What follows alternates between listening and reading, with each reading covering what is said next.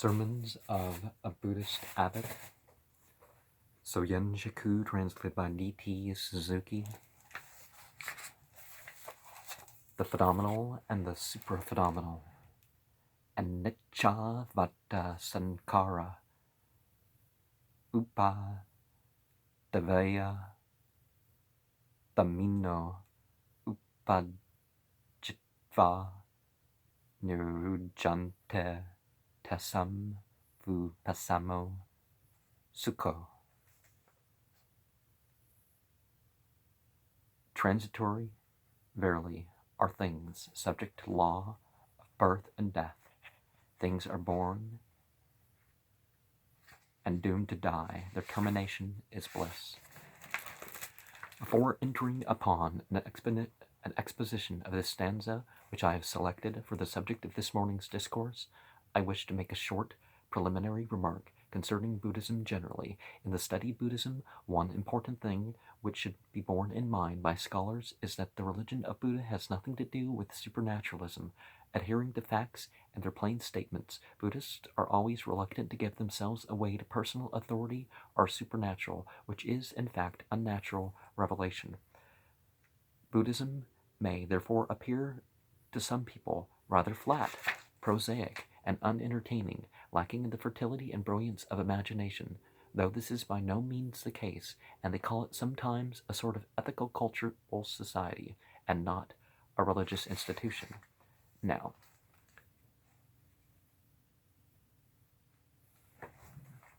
revelation isn't to separate us from the physical world. Maybe, in not saying that's it, but the spiritual revelation is not supposed to be imaginative or anything like that either. But certainly the Christian world has made it seem like that to some people, so I understand the phrasing. I mean, there's other groups like, for they think that no religion can exist without a belief in something extraordinary, miraculous, or supra-mundane, which cannot be logically proved or individually experienced. Well, you can tell yourselves you're going to experience things, whatever, but just because you feel good in church doesn't mean you've experienced the truth of whatever they're claiming is the truth. But Buddha most emphatically insists that what he teaches is nothing unusual, being simply the recognition of a plain fact which can be attested by every mortal, that truth is not revealed to us from an unknown source, but is discovered by ourselves through the exercise of a faculty that can be acquired by all self-conscious beings, and that Buddhism is to be believed rationally and not blindly, to be believed because it is true and not because it has been proclaimed by some mythical personage.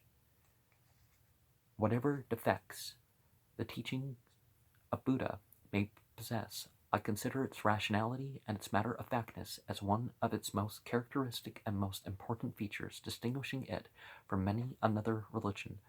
Further, this rationality of Buddhism is perhaps one of the many causes which make Buddhists remarkably tolerant and broad-minded towards their rival religionists. It is the pride of every conscientious Buddhist that the history of his faith is perfectly free from the stain of blood. When we of modern days turn the pages of religious cruelty and barbarism, we are struck with a bitter sense of irony. It seems incredible that a religion proclaiming the gospel of love could practice such inhumanity, but I regret to say that even today there are some who are hopelessly dogmatic and fanatical as to think that the rose could be sweet and fragrant only under its own name, that truth loses its worth and verity when known by any other name than its own, and that they would fight even unto death in order to replace one set of superstitions with another. Science is steadily making its progress in various fields of human knowledge, and our intellectual sphere is being constantly widened, while pious, God-fearing religionists are still dreaming of the bygone days when their forefathers were engaged in the so-called holy wars, or when they were conducting the most atrocious, most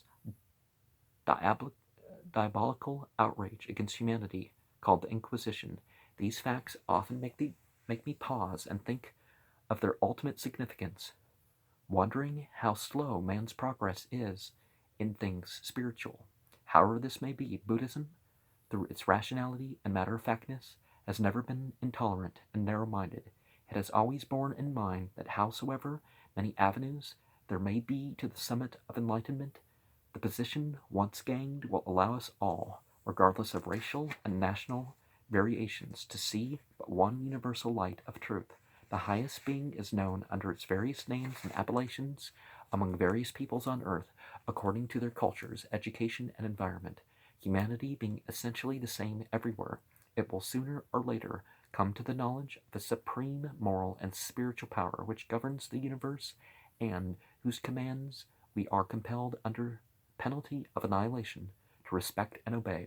Whatever circumstances may lead to a difference of conception as to the details of its operation, the power of religion is fundamentally love, love that does not exclude, nor discriminate, nor particularize, and this kind of love is realizable only when we recognize naturally and rationally and humanly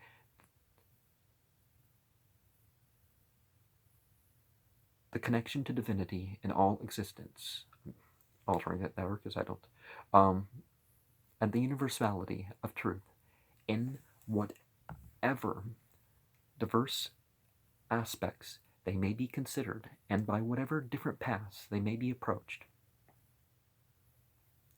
Now, to return to the subject proper of this discourse, Buddhism views this world under two aspects, phenomenal and supraphenomenal.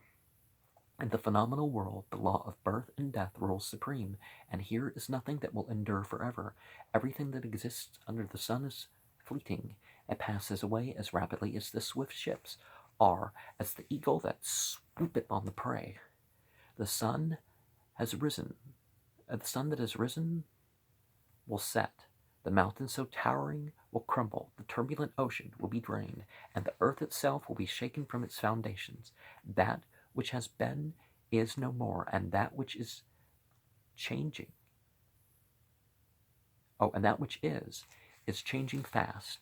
Indeed, the world is no more than a constant flux of becoming.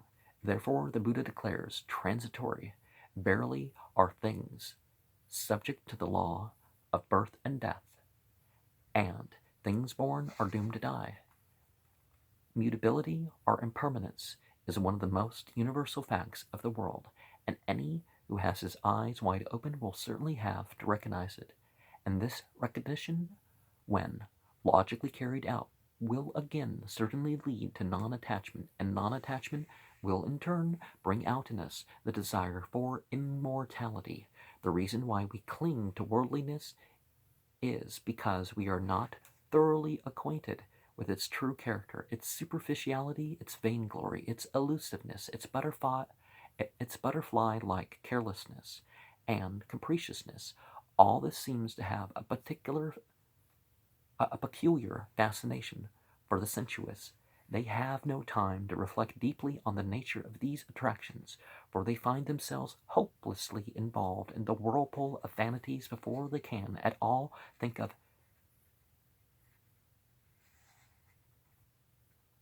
extricating themselves from it. I don't know why I'm having trouble pronouncing. Sometimes I'm not used to saying some words too. They think of extricating themselves from it. They think of extricating themselves therefrom. They look aghast at those who remind them of the mutability of things and of the evanescent nature of pleasures. We can well imagine how desperate is the situation of an undisciplined, unreflective mind that almost mechanically pursues objects of sense as the moth follows the flame. A lot of Sufi poems regarding moths and flames, but not all the translations are new enough that I can share them, can I? But as soon as the mind is awakened to the real state of the phenomenal world, it is unspeakably mortified at its past folly and infatuation, and it will gradually develop the desire for non-attachment or freedom, in which it becomes estranged from its sensuous surroundings. But can a mortal secure anything approaching eternity in this phenomenal realm? If everything here is subject to the irrefragable law of birth and death, we cannot in any way give satisfaction to our inner craving for things everlasting and immortal. Buddhism knows this our spiritual demand and teaches us that there exists a region which is supra-phenomenal and of which the spirit can drink to its satiety. Nine of Cups, right?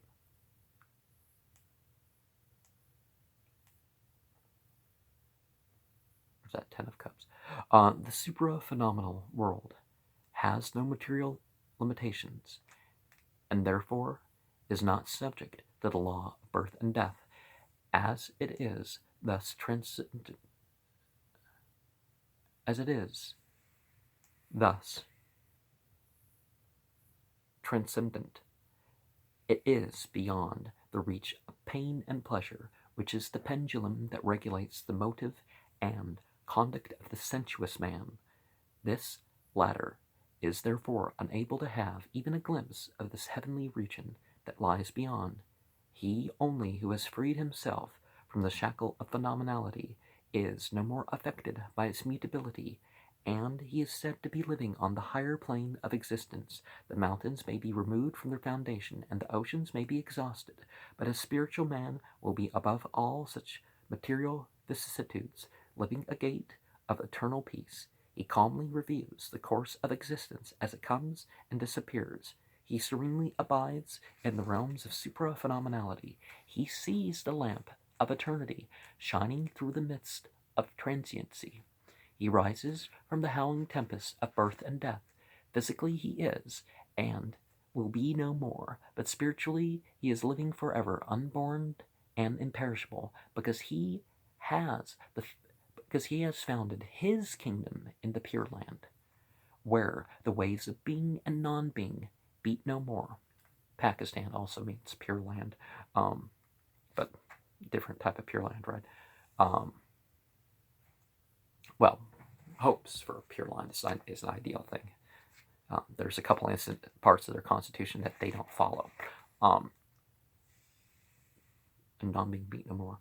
Where the veil of ignorance and misery no longer hangs low, where the transitoriness of particulars is forever gone, where love, pure and infinite, embraces, absorbs, unifies every separate existence, and where joy inexpressibly flows from the well of eternal peace. Therefore, the stanza above recited concludes with this line. The termination of birth and death is bliss. Now the question arises again, in the supraphenomenal, absolutely, is this supraphenomenal absolutely separated from the phenomenal world? If so, how can we of the latter expect or aspire to raise ourselves to the higher level of existence? If not, how can the supraphenomenal be the phenomenal, and vice versa, seeing that they each have apparently irreconcilable characteristics? Learned Buddhist scholars will tell us how the identity of the supraphenomenal and the phenomenal can be metaphysically established, and that our mental constitution demands this oneness, or otherwise a dualism which inevitably results will destroy the fundamental harmony of our logical reasoning. But we who are aiming at the practical result of religious discipline would better eschew the theoretical part and be content with our inner individual experience. We would best avoid theorization and state the verdict of Buddhism on this problem rather dogmatically, which is all depends upon our spiritual condition. If it is irreproachable and immaculate, supraphenomenal is phenomenal. Phenomenal is supraphenomenal. Both are one and the same. Our earthly life is most exalted, most sacred, most divine, most religious. But if the spirit be defiled and corrupted, even a manifestly holy life is no more than a gross blasphemy. All hinges on how we keep the spirit pure or impure. Buddhism is thus thoroughly idealistic, as every true religion ought to be. It teaches the purification of the heart as the beginning and the end of all religious training. Therefore, the heart holds the key which opens either the portal of sensuality or that of spirituality. In fact, these different portals do not exist objectively. The universe is one and the same for the just as well as for the unjust, but they approach it from various points of view and color it with their own inner pigment. Some are ignorant and selfish, and they interpret life accordingly. Others are simple-hearted and defilement-free, and thus they read the world. Conventionally, a distinction is made between the two worlds, supra-phenomenal and phenomenal, are sensual and spiritual, are worldly and saintly. In reality, this is our own creation. Let us be free from delusion and sensualism, and things will present themselves in their own true color and form. The termination of both birth and death, pain and pleasure, desire and satisfaction, in short, of all sorts of dualism, does not mean to escape from the world and to lead an ascetic life, nor does it mean to commit suicide and put an end to existence, which is thought the root of all evil. Buddhism understands by the last line of the stanza recited at the beginning of this discourse the purification of the heart from all its selfish desires and defiled sentiments arising from ignorance and prejudice. For the self is no more than an illusory existence, and the separation of me from thee is fata morgana, and those who believe in their absolute reality are said to be confused. The heart, essentially free and pure, becomes contaminated as soon as it is caught in the meshes of egoism, and the result is the production of the 3 venomous desires and the 5 consuming passions. Of course, it would be madness to deny the relative reality of objects of the senses. No one can refute it. But if we go one step further and declare that their reality is final and ultimate, we logically put ourselves in the most awkward position and morally stand on the most unsteady ground. The irreconcilable egoism which characterizes the life of the ordinary man is no more than the natural outcome of this fatal realism. To be saved, we must lift the veil of ignorance and come out into the realm of calm radiance, which is the abode of the enlightened. The conclusion of the whole affair then is: the world is characterized by mutability and impermanence, and those who do not rise above worldliness are tossed up and down in the whirlpool of passion. But those who know the constitution of things, we see the infinite in the finite, and in the finite, and the supra-phenomenal in the phenomenal, and are blessed in the midst of sufferings and tribulations. And as I've pointed out, we see certain correlations in the Quran, like the idea of being questioned about the pleasure, and life not being just about pleasure, but it's not that, pleasure and all that are bad in themselves. Avarice, hatred, and infatuation are the venomous desires listed, inordinate desires listing from the 5 senses. We have the Sikhism also talks about the five thieves. There's 5 thieves oil. I don't, it's almost like they're making a satanic oil or something like that. But reply to a Christian critic is going to be on soon. There's more points I can make some connections and stuff about, but we are coming to the end of my space on my machine, so